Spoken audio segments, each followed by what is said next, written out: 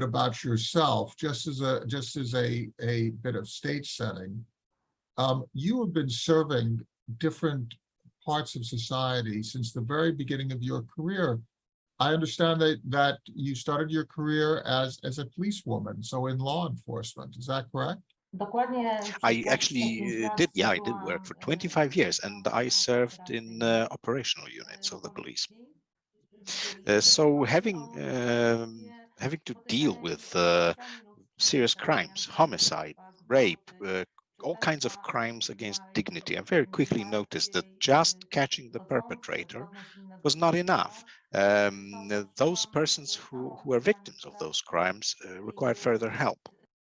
So you have acquired a whole set of technical skills, the logistics of investigations and the actual uh, pursuit of evidence to create a conclusion, but then you also are thinking about the human dimension. And as you're going through your 25-year police law enforcement career, you're thinking that actually the technical skills are not enough. There needs to be an additional piece to that. And then that is leading you in many respects to continuing that work in your post-law enforcement career. Is that how we should be viewing this? Well, I started trying to help people earlier, still working for the police force, but I had to do this in my off time. So when I finally retired, I only spent 2 weeks in retirement. I immediately looked for another job, another occupation that will help me fulfill this need to help people in their needs. And then, so talk about how you came to the foundation, Your Invisible Hand, and the kind of services that you provide to people. What led me to the foundation, which, by the way, I established. So I didn't join it, I created it. But this happened really during the first lockdown. That was a situation where a lot of people suddenly found themselves out of a job. And because of this, in a very difficult situation at that time, there were no clear rules or networks supporting people who would lose their job. The system was not ready. So in order to keep whatever I was doing transparent, I decided to establish a foundation and do that, provide that assistance through foundation. And it seems that a lot of what you're doing is just dealing with some practical issues. You see a problem, and generally the issue is resource in some sense. Sometimes, and I'm looking at a number of your initiatives.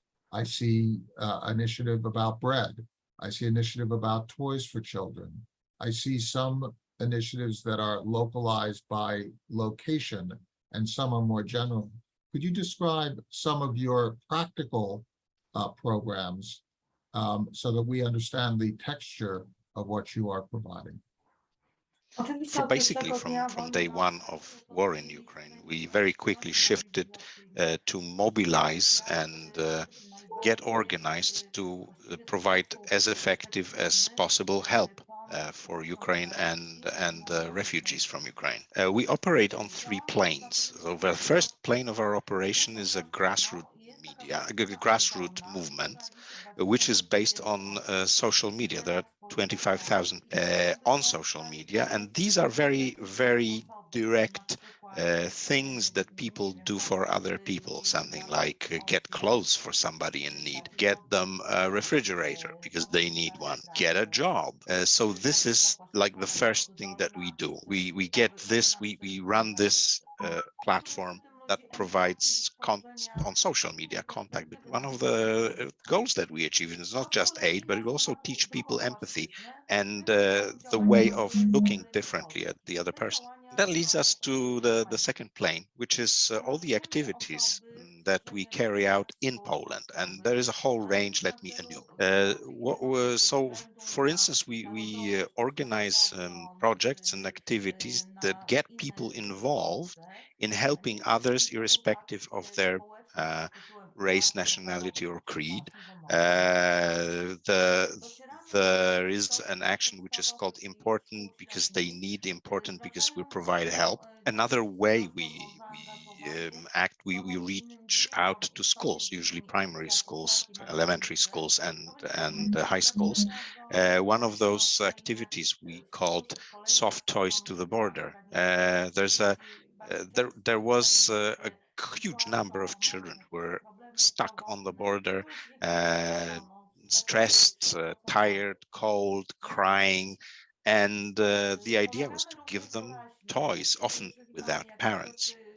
We run all kinds of ad hoc activities as needed. For instance, if we have access to, for instance, foodstuffs that are near the expiration, we move them to those areas where there are large numbers of people, for instance, who are going through Poland in transit. So they're really waiting for a train to take them a little further. And the third part of our activity, which is the most satisfying, but at the same time really most taxing for our financial capabilities, usually exceeding them, is to provide assistance to all those persons who are now under Soviet occupation. We provide food, medicines, clothing, all the things that are necessary for survival. We provide things that are needed by hospitals and orphanages. We are in direct contacts with military units that operate in the areas where the civilians might be suffering from the hostilities. So we have information from them exactly what the needs are, and we react to those needs. Our activities as a foundation in this area are particularly difficult because we cannot count on any support from either local or central government. These sort of things that we do are not given any official financial support. This is very impressive what you've done. Just to summarize, the first piece is a community building volunteer network that solves discrete problems.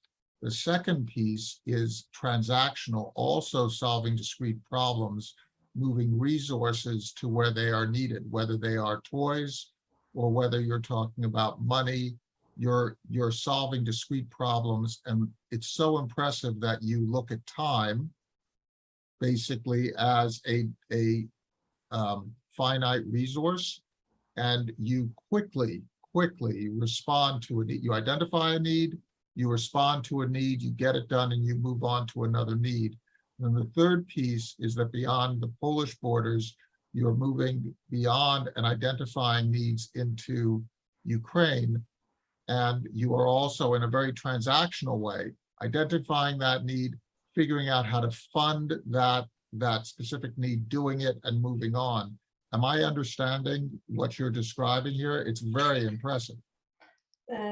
Well, yes, we do that, and we put an emphasis on doing that in a transparent way, but we also put an emphasis on using all these activities to make people sensitive and to reach as many people as possible with that message, because a lot of people are thinking, I should have it better than I am, or they don't understand what war is like, or what it's about, or what it is about. So what we do is to an extent, well, we do not really provide it on purely transactional principles. For instance, our aid, especially what we do in Ukraine, we provide constant assistance. The thing is that we always check what is needed at the moment, because these changes, they shift quite a lot. For instance, one day it's tents, another day it's medicines. One day it's sleeping bags, another days is bandages. So these are the things we do. Also, in addition to all this, we pass on the message of the need to help and provide assistance to all age groups, as it were. It's informed by a street level sensitivity on practical need and response. It's very sophisticated. I think that it is probably uniquely informed by your own practical experience in dealing with people exactly where they live. which is what your law enforcement experience required, and you are taking that and you're doing this here. I find particularly admirable your combination of trying to engage people in the values discussion. Could you talk about how you see that unfolding? And do you see people, because as this goes on, people are going to be under more stress, and more stressed people can sometimes tip into the negative attitude. Could you talk a little bit about how you see that part of this evolving, and whether you feel that you will be able to continue this solidarity between your people in Poland and the people on your border in Ukraine that have a shared experience, somewhat of a shared history, but also there's a shared sense of threat. Do you think that solidarity will continue? I've spent 30 years of my life pursuing the idea of human dignity, which is key. Human dignity, godly dignity. There are values which are not negotiable, and I will be upkeeping them forever and one more day. When you talk about the police, yes, this is something that's also common to law enforcement in the US. You have to be faithful to your ideals. You have values, and these values are important, and we uphold them not just in the time of conflict or crisis. They are universal. It's dignity, it's the right to live, and it's equality. So yeah, those negative trends are going to appear. Probably increasingly often. As we say, we can get used to everything. It's perhaps an awful thing to say. You can get used to cancer, you can get used to war, but yeah, that's what this NGOs are for, that's what volunteers are for, and that's what international tribunals are for. That's what people with empathy are for. This is our role, is to work to overcome those. We need to keep emphasizing the positive values in each field and area of our activity, and that is how we can counteract those negative attitudes. And it's building the society that we wish to live in. We wish to be treated in the way that you are treating others, right? So you are basically modeling the kind of society that we ought to have, that we ought to be a part of. And that does require the kind of work that you are doing. Alicja Szczepańska, thank you so much for sharing all the work that you've done. But before we depart, is there some aspect of how we can help internationally, how Americans can help you do your work that you could share with us? How can you guide us on how we can help you? I have never had difficulty asking for help for others. I may have difficulty asking for help for myself, but not for others. And the US have been very generous and helping us a great deal. There's this website Go4Me, and through this we are receiving a lot of aid in the forms of packages and parcels, and they're addressed correctly. They reach us, but once we receive something from the US, we have to pay customs on it. We are a transparent foundation, and we would be able to achieve more if we were able to buy certain things wholesale at a better price, what we need, rather than incurring additional costs which don't really go towards the aid. So yeah, that's probably that would be the best way, because that's a better way to use the good heart and the good intentions of persons in the US who will want to help.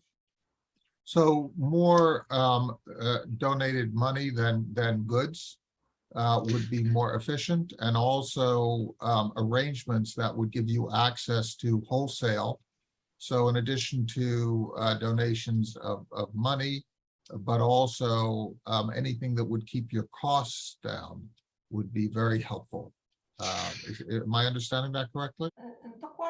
the wholesale that's available in Poland is usually sufficient.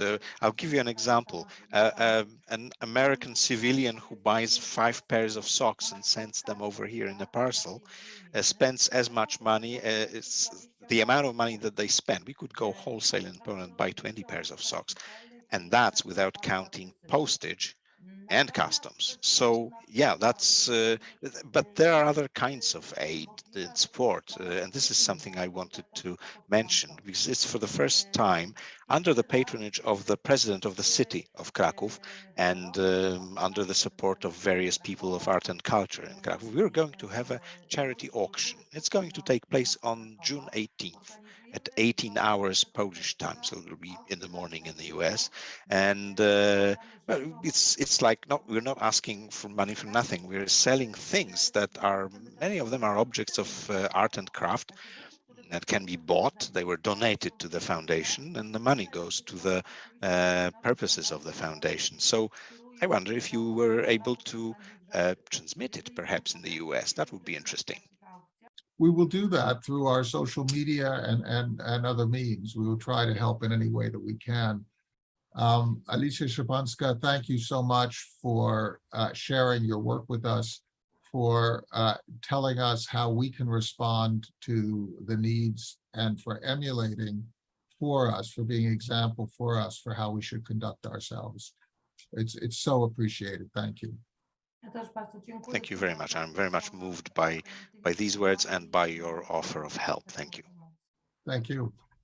Have a great day and stay safe. We very much appreciate you coming on. Have a good time and please help us if you can, because we try to do everything to the people feel better and will be able to live in the Ukraine. So thank you very much. Thank you. Thank you. Take care.